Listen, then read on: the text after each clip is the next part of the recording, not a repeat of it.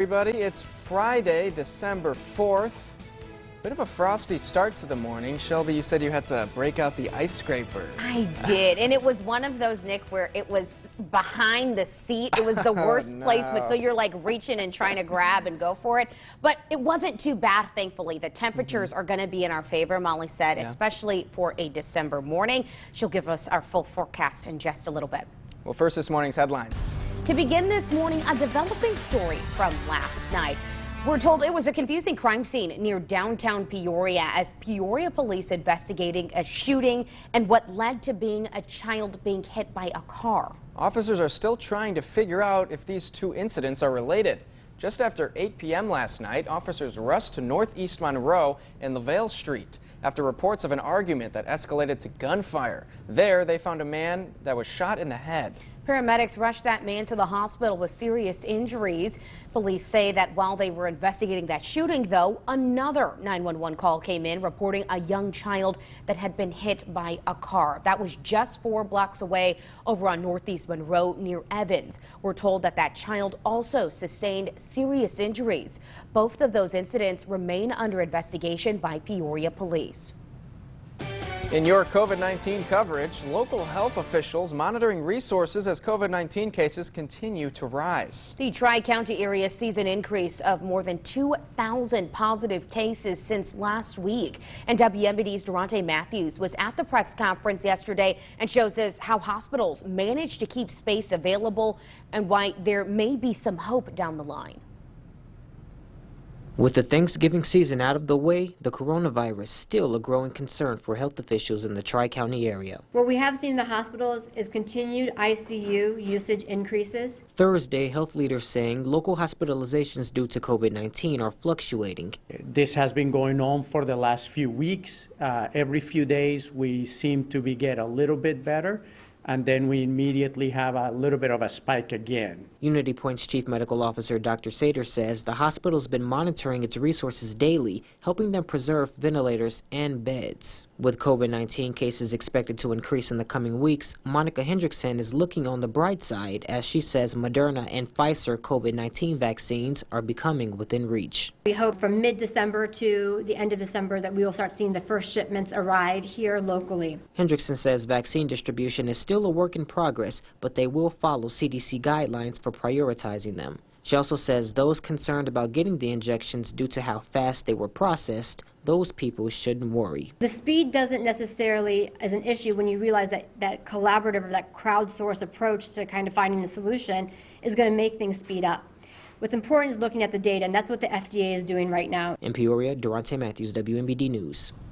And here's a breakdown of COVID-19 cases in our area. Tri-County health officials reporting 429 new cases and 5 deaths across the 3 counties yesterday. There are currently 168 people in the hospital because of the virus in the Tri-County area.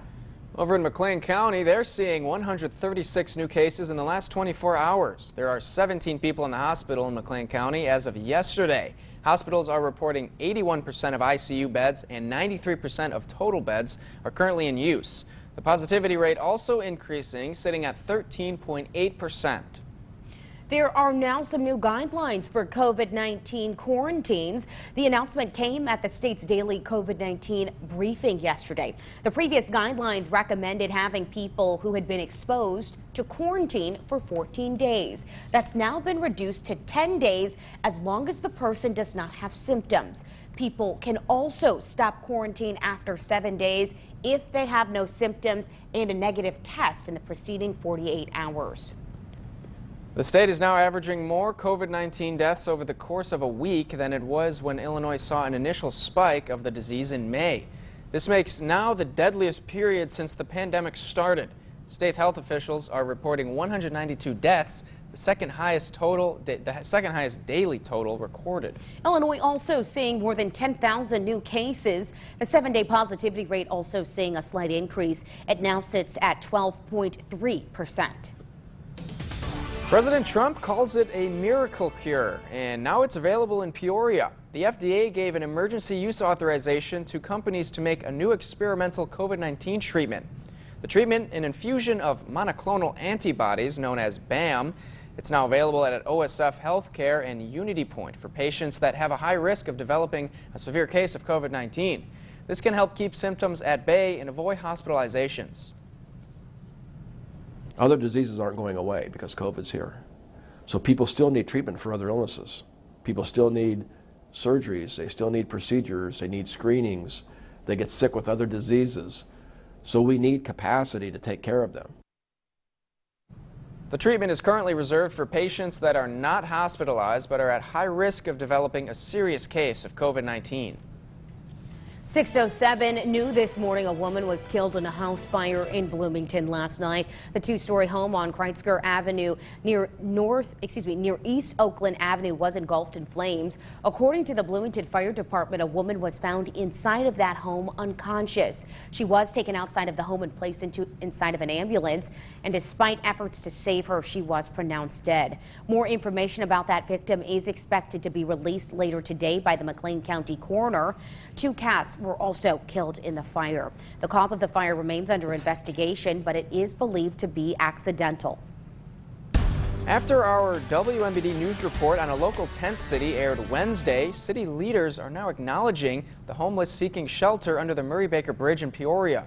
Peoria's Community Development Director says the city is actively working with local agencies to find more appropriate shelter for all the people living underneath the bridge. The Home for All Continuum Care Executive Director says the encampment was discovered in July, and since the summer the agency formed a team to help the homeless find permanent housing.